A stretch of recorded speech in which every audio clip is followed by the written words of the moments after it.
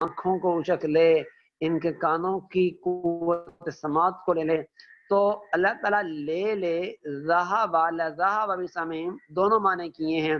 یہ معنی بھی کیا ہے کہ یہ بہرے ہو جائیں، یہ اندھے ہو جائیں، اور یہ معنی بھی کیا ہے مفسرین نے کہ اندھے اور بہرے ہی نہیں، ان کی آنکھیں بھی برابر ہو جائیں اور ان کے کان بھی برابر ہو جائیں اور بالکل ختم ہو جائیں۔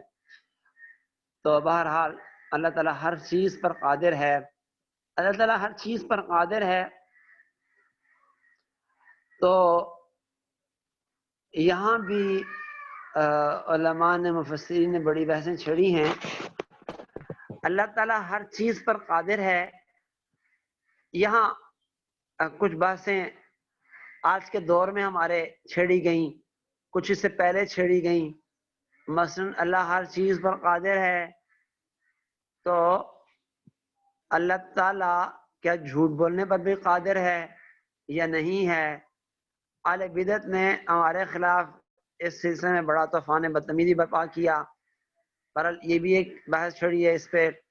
اسی طرح پنڈت دیانند سرسوتی ہندوستان کا پنڈت تھا، جس کے مناظرے میں قاسم العلوم والخیرات مولانا قاسم نانوتوی رحمہ اللہ تعالیٰ سے، اس نے یہاں بڑے اعتراضات کیے ہیں کہ اللہ تعالیٰ ہر چیز پر قادر ہے، تو کیا خدا تعالیٰ العیاذ باللہ معاذ اللہ زنا پر بھی قادر ہے، چوری پر بھی قادر ہے وغیرہ ذالک؟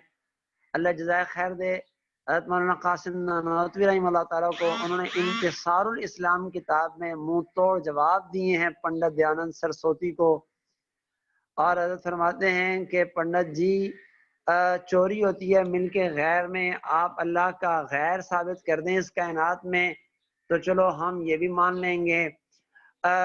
زنا ہوتا ہے جسم سے، آپ اللہ تعالیٰ کے لیے جسم ثابت کریں کہ اللہ تعالیٰ بھی یوں اعضاء رکھتا ہے جیسے ہم رکھتے ہیں، تو وہ چیز بھی ثابت کی جائے تاکہ، لیکن جب اللہ تعالیٰ لیس کمثلہ شیء اعضاء سے پاک ہے اور اس کائنات میں اللہ کا غیر کوئی ہے ہی نہیں، سب چیز اللہ ہی کی ملکیت میں ہے، تو پھر چوری کا کیا معنی ہے؟ تو بہرحال اللہ جزائے خیر دے مولانا قاسم نانوتوی کو انہوں نے انتصار الاسلام میں اس کے منہ توڑ جواب دیے ہیں۔ اور جو پہلی بات میں نے عرض کی ہے وہ بریلوی دیوبندی اختلافات کی، اس پہ بھی ہمارے بزرگوں نے، ان میں سے حضرت استاد گرامی قدر شیخ مولانا سرفراز صفدر نور اللہ مرقدہ نے عبارات قادر وغیرہ میں اور ان بریلویوں کے اعتراضات کے تفصیلی جوابات دیے ہیں۔ چونکہ وقت ہمارا پورا ہوا چاہتا ہے، اس لیے ان بحثوں کو اس موقع پہ وہ چھیڑا نہیں جا سکتا، تاہم میں نے اشارہ کر دیا آپ کو کتابوں کا، تو عبارت قادر بھی ہے اور بھی دیگر کتابیں جو اس عنوان پہ لکھی گئی ہیں۔ مثلا حضرت علامہ ڈاکٹر خالد محمود صاحب رحمہ اللہ تعالیٰ نے بریلویت پہ ایک بہت جامع کتاب تحریر فرمائی ہے، مطالعہ بریلویت، اس میں بھی حضرت نے ان بحثوں کو چھیڑا ہے۔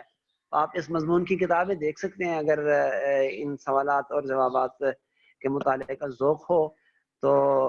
دوسرا رکوع بحمداللہ تعالیٰ مکمل ہوا، آج اسی بات پہ اکتفا کرتے ہیں۔